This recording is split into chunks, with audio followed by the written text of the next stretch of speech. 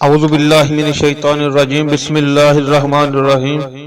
السلام علیکم ناظرین، آج کی ویڈیو میں ہم حضرت خالد بن ولید رضی اللہ تعالی عنہ کی بہادری کا ذکر کریں گے۔ حضرت خالد بن ولید رضی اللہ تعالی عنہ کا خاندان قریش کے بہت ہی نامور اشرافیہ میں سے تھا۔ ان کی والدہ حضرت بی بی لبابہ صغرا رضی اللہ تعالی عنہا ام المومنین حضرت بی بی میمونہ رضی اللہ تعالی عنہا کی بہن تھی۔ حضرت خالد بن ولید رضی اللہ تعالی عنہ بہادری، سپاہگری اور تدابیر جنگ کے اعتبار سے تمام صحابہ اکرام میں ایک خصوصی امتیاز رکھتے تھے۔ اسلام قبول کرنے سے پہلے ان کے باپ ولید کی اسلام دشمنی بہت مشہور تھی۔ جنگ بدر اور جنگ احد کی لڑائیوں میں یہ کفار کے ساتھ رہے اور ان سے مسلمانوں کو بہت زیادہ جانی نقصان پہنچا، مگر ناگہاں اللہ کے فضل سے ان کے دل میں اسلام کی صداقت کا آفتاب طلوع ہو گیا۔ حضرت خالد بن ولید رضی اللہ تعالی عنہ نے سن 628 ہجری میں صلح حدیبیہ کے موقع پر حضور اکرم صلی اللہ علیہ وسلم کی خدمت میں حاضر ہو کر اسلام قبول کیا اور پہلے واقعات پر حضور صلی اللہ علیہ وسلم سے معافی مانگتے ہوئے آئندہ دین اسلام کی خاطر جنگیں لڑنے کا اعلان کیا۔ اسلام قبول کرنے کے 3 ماہ بعد آپ رضی اللہ تعالی عنہ مدینہ منورہ میں دربار رسالت صلی اللہ علیہ وسلم میں حاضر ہوئے۔ اسلام قبول کرنے سے قبل آپ رضی اللہ تعالی عنہ مسلمانوں کے خلاف کئی معرکوں میں حصہ لے چکے تھے۔ جنگ احد میں جنگ کا نقشہ بدلنے میں ان کا بہت بڑا کردار تھا۔ اسلام کے دامن کو پکڑنے کے بعد آپ رضی اللہ تعالی عنہ نے بہت سے معرکوں میں حصہ لیا۔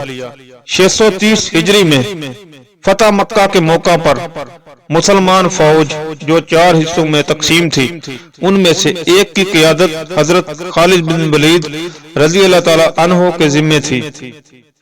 فتح مکہ کے بعد 8 ہجری میں حضور اکرم صلی اللہ علیہ وسلم نے 3000 سپاہیوں کو اپنے ایک آزاد کردہ غلام حضرت زید بن حارثہ رضی اللہ تعالی عنہ کی قیادت میں شام کے علاقہ بلقا کی طرف روانہ کیا تاکہ والی بصرہ شرجیل حبس نے آن حضرت صلی اللہ علیہ وسلم کے قاصد حضرت حارث بن عمیر رضی اللہ تعالی عنہ کو شہید کر دیا تھا۔ اس کو سبق سکھانے کے لیے لشکر بھیجا۔ تاریخ میں یہ جنگ موتا کے نام سے مشہور ہے۔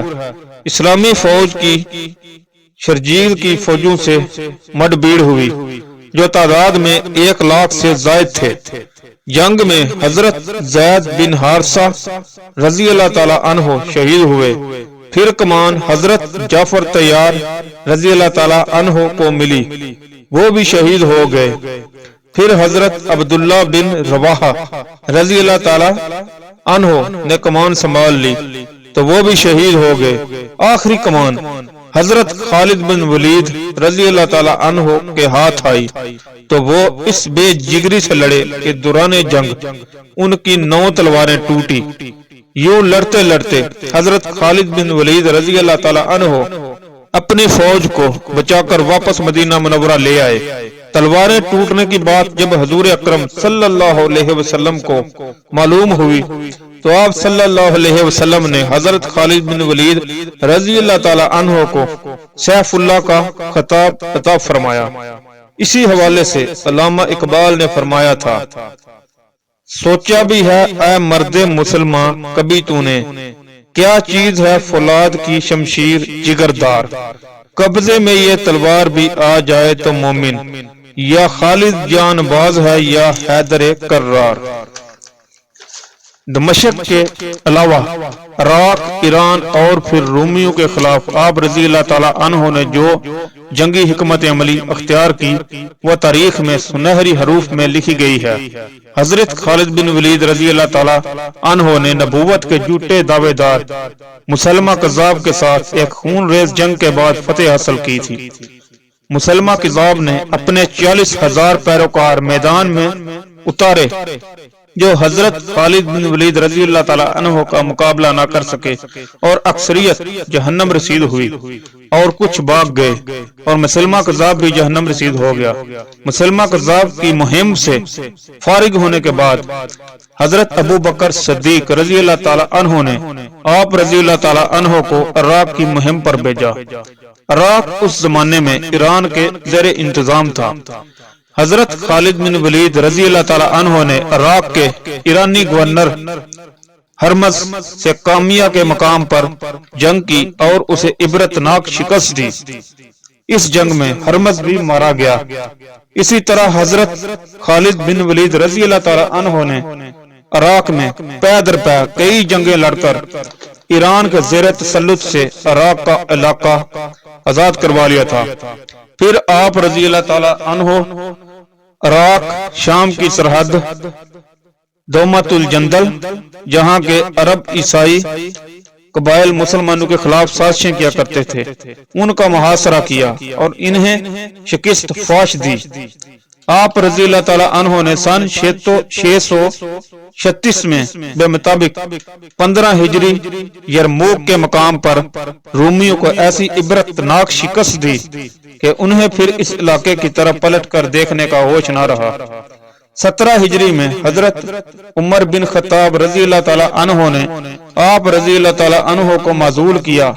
آپ رضی اللہ تعالی عنہ نے خلیفہ کا حکم تسلیم کر لیا۔ آپ رضی اللہ تعالی عنہ سن 642 میں بے مطابق 21 ہجری 60 سال کی عمر میں شام کے علاقے حمص میں فوت ہوئے اور وہیں دفن ہیں۔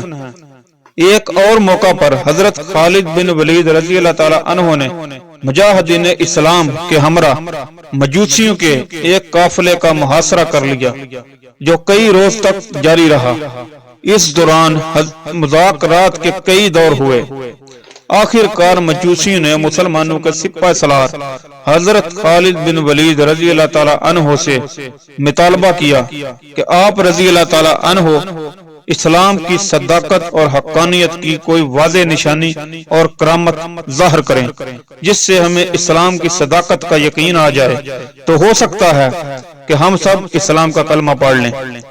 حضرت خالد بن ولید رضی اللہ تعالی عنہ نے ان سے دریافت فرمایا کہ تم مجھ سے کس قسم کی نشانی کا مطالبہ کرتے ہو؟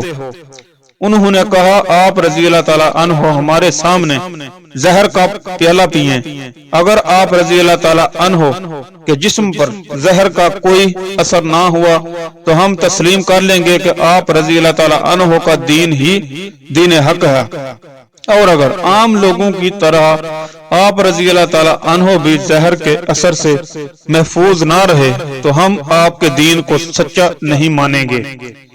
شاید ان مجوسیوں کے ذہن میں ہوگا کہ مسلمان فوج کا سپہ سالار زہر پی کر شہید ہو جائے گا اور پھر ان کی فوج کو شکست دینا آسان ہو جائے گا۔ حضرت خالد بن ولید رضی اللہ تعالی عنہ نے مجوسیوں کا مطالبہ سن کر دل ہی دل میں اللہ تعالی سے عرض کی کہ اے میرے اللہ، یہاں تیرے دین کی صداقت اور حقانیت کا معاملہ ہے، اس لیے میرے حال پر رحم فرما اور مجھے زہر کے اثرات سے محفوظ فرما۔ اس کے بعد آپ رضی اللہ تعالی عنہ مجوسیوں سے مخاطب ہوئے اور فرمایا کہ مجھے زہر کا پیالہ دو۔ چنانچہ زہر کا پیالہ لایا گیا۔